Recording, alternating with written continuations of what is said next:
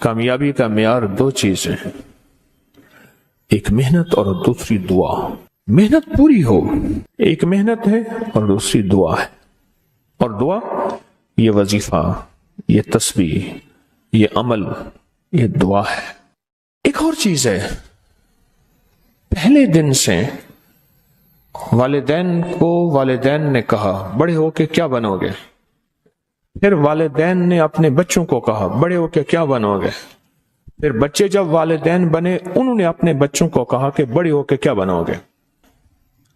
پھر اس میں بہت کم ہوتے ہیں جو حلال حرام جائز ناجائز کی احتیاط کر پاتے ہیں۔ اس دن مجھے ایک صاحب ملے، آج سے کوئی غالباً 25-30 سال پہلے میں نے ان کے منہ سے ایک لفظ سنا تھا، حلال آئے یا حرام آئے، جائز آئے یا ناجائز آئے، میں نے مالدار ہونا ہے۔ میں ان کے قریب بیٹھا تھوڑی دیر کے لیے، نماز عصر کا وقت ہوا، میں اٹھ گیا، لیکن ان کے قریب بیٹھ کے مجھے احساس ہوا کہ وہ ابھی تک مالدار نہیں ہوا۔ اس نے ہر زندگی کے جائز ناجائز کی کوشش کر کے دیکھ لی ہے، اور وہ ابھی تک بھی اسی جذبے میں جی رہا ہے کہ جائز ہو یا ناجائز ہو میں نے مالدار ہونا ہے۔ اپنی نسلوں کے ساتھ دو چیزیں لگانی ہیں، ایک محنت اور دعا، اور پہلے دن سے اپنی نسلوں کو دعاؤں پہ لگانا ہے، مانگنے پہ لگانا ہے، اللہ سے لینے پہ لگانا ہے۔ پیران پیر شیخ عبد القادر جیلانی رحمت اللہ علیہ کی اماں نے پہلے دن یہ سبق دیا تھا۔ بچہ جب مکتب میں جانے کے قابل ہوا تو آگے کھانا مانگا، پہلے دن اماں کھانا کا، بیٹا اللہ سے مانگو، 2 نفل پڑھو حاجت کے، دعا مانگو کہ اللہ مجھے کھانا کھلا دے، اللہ مجھے پانی پلا دے۔ بڑے بڑے صحابہ نے، بڑے اولیاء نے اپنی نسلوں کو اللہ سے پلنے کا سبق دیا کہ اللہ پالے گا، اللہ کھلائے گا اور اللہ پلائے گا، اللہ کھلاتا ہے اور اللہ پلاتا ہے۔ بڑی بڑی ہستیوں نے یہ زندگی کا سبق دیا۔ اب بچہ آتا تھا، اماں طاق میں کھانا رکھ دیتی تھی، آ کے اللہ سے مانگتا تھا، نفل پڑھتا، دعا مانگتا۔ اماں کہتی اللہ نے کھلایا ہے، اور کھلاتا بھی اماں بھی تو جھوٹی نہیں تھی، اماں بھی تو سچی تھی کہ اللہ ہی کھلاتا ہے۔ ایک دفعہ اماں کہیں گئی، کھانا رکھنا بھول گئی، اور بچے کے مکتب سے واپس کا وقت آیا، آج میرے بیٹے کا یقین ٹوٹ جائے گا۔ اماں تو کہتی اللہ کھلاتا ہے، اماں تو کہتی اللہ پلاتا ہے، آج میرے اللہ نے مجھے کھلایا پلایا نہیں ہے۔ اماں بھاگی آئی تو بچہ کہنے لگا ماں آج تو بڑا لذیذ کھانا تھا، بڑا پر لطف کھانا تھا۔ اماں نے کہا کیسے، کہاں سے ملا؟ اماں جہاں سے روز ملتا ہے، میں نے آ کے اللہ سے مانگا، اور اللہ نے مجھے آج کوئی خاص مزیدار اور پر لطف کھانا کھلایا۔ نسلوں کی تربیت یہ ہوتی ہے، نسلوں کو دو چیزیں دینی ہیں، محنت بھی دینی ہے اور دعا بھی دینی ہے۔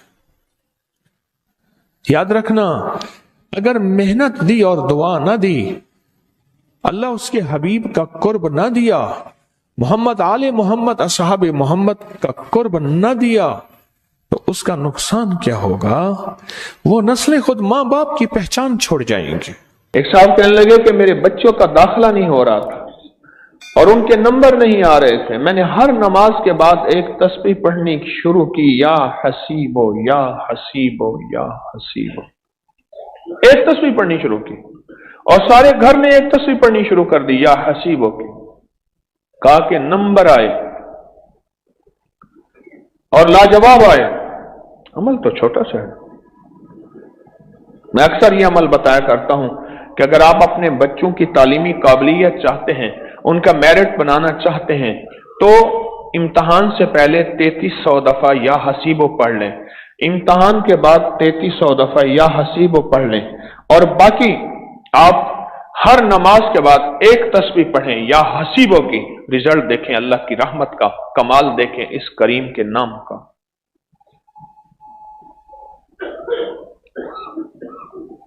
और अगर मजीद कामयाबियां चाहते हैं तो फिर एक अमल देता हूं, वो उंगली पे लिखें, पुराना दिया हुआ है, उसके बहुत नताइज मिले। रब यस्सिर वला तो अस्सिर व तम्मिम बिल खैर रब जिदनी इल्मा। ये उंगली पे लिख लें, सिर्फ पेपर के ऊपर, कागज के पेपर के ऊपर, जिसके ऊपर कागज का पेपर जो आपके पास आया या जिस पे लिखना है, ये 3 दफा लिख दें उंगली के ऊपर। छोटी चीजें होती हैं, पर इन छोटी चीजों का जब सख्त अंधेरा हो ना, जब सख्त अंधेरा हो, एक छोटे से मोबाइल की रोशनी में बहुत कुछ नजर आ जाता है। जब सख्त अंधेरा हो, दुनिया में अंधेरा फैला हुआ है, ये मेरे कमली वाले का नूर है और मेरे हुजूर का नूर है, ये उसकी रोशनी है और उसकी रोशनी से निजाम आलम में खैर मिलेगी और मिल रही है, बरकतें मिलेंगी और मिल रही हैं, राहतें मिलेंगी और मिल रही हैं। ये वो खैरें हैं जो चल रही हैं, ये वो बरकतें हैं जो चल रही हैं।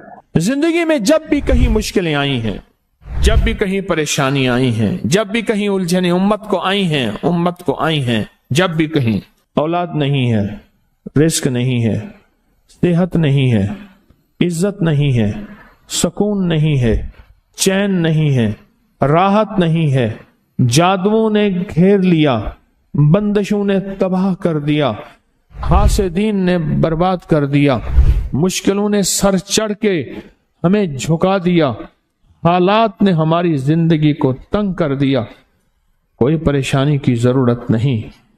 मुझे कहने लगे कि हमारे इलाके में एक साहब हैं, बाबा जी हैं, कोई भी मुश्किल हो वो बैठ के सूरत कुल हुवल्लाह पढ़ाते हैं। उनके पास 7 खाने ले जाने पड़ते हैं, 7 खाने ले जाने पड़ते हैं। वो सूरत कुल हुवल्लाह पढ़ाते हैं बिठा के बंदों को, और उनके लिए खाने जरूरी हैं, खाने अच्छे हों, एक सूट हो, 7 खाने हों, एक खूबसूरत तकिया हो, एक खेस अच्छा बेहतरीन बिछौना हो, एक बिस्तरे की चादर हो और 7 खाने हो।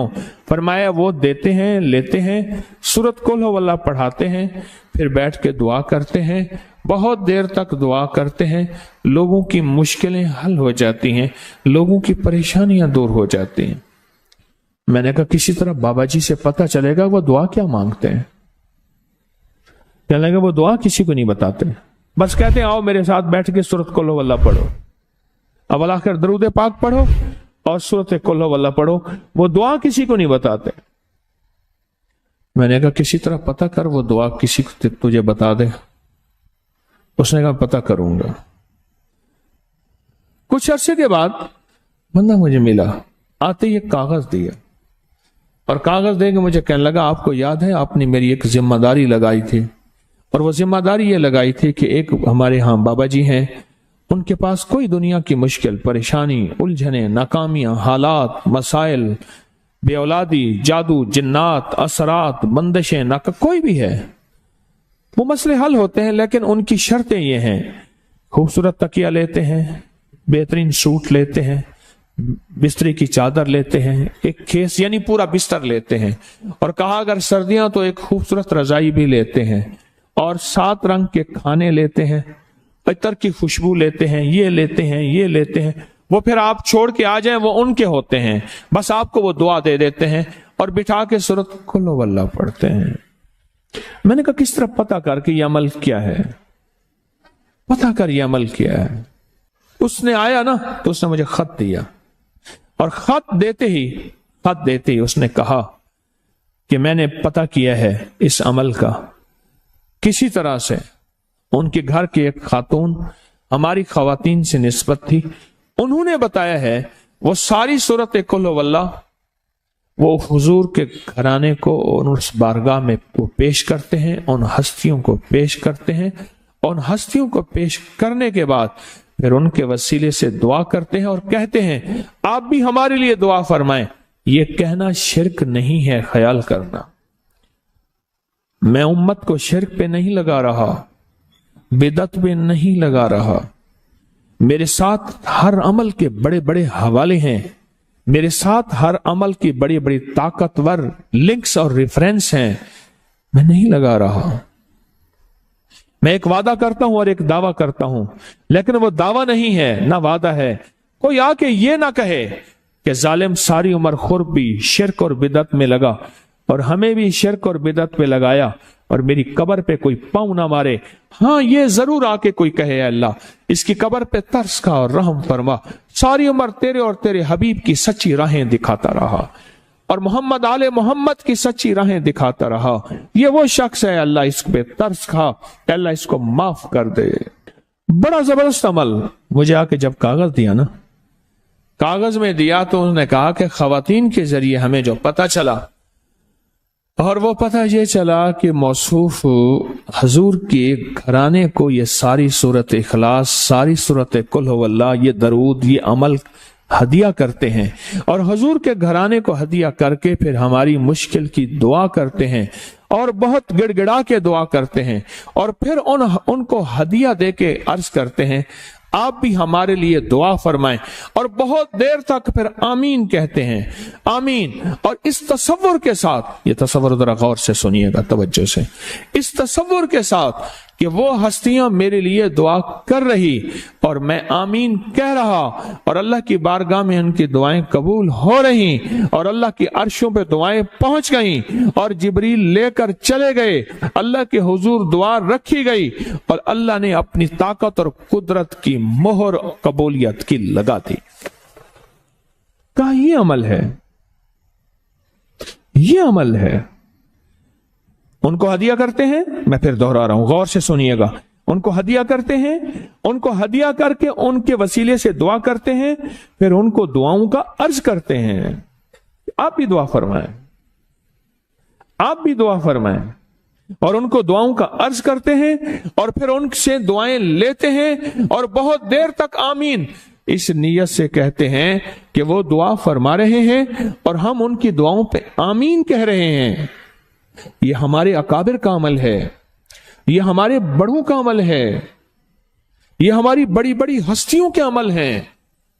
میں اس لیے کہہ رہا ہوں میری کوشش ہوگی کبھی آپ کو شرک اور بدعت پہ نہ لگاؤں، میں اس لیے کہہ رہا ہوں میری کوشش ہوگی امت کو وہ خیر کے عمل بتاؤں جو عموماً لوگ چھپا کے چلے جاتے ہیں، جو عموماً لوگ اپنے تک رکھتے ہیں۔ میری کوشش ہوگی میں نے آج تک حضور کے گھرانے کو ہدیہ پیش کیا ہو، میں نے آج تک حضور کے گھرانے کو تحفہ پیش کیا ہو، میں نے آج تک حضور کے گھرانے کو نذرانہ پیش کیا ہو اور حضور کے گھرانے کی طرف سے مجھے خالی ہاتھ لوٹایا گیا ہو۔ ممکن ہی نہیں، ممکن ہی نہیں کہ خالی ہاتھ لوٹایا گیا۔ حضور کے گھرانے کے ساتھ ساری کائنات کی محبتیں ہیں، حضور کے گھرانے کے ساتھ ساری کائنات کا تعلق ہے۔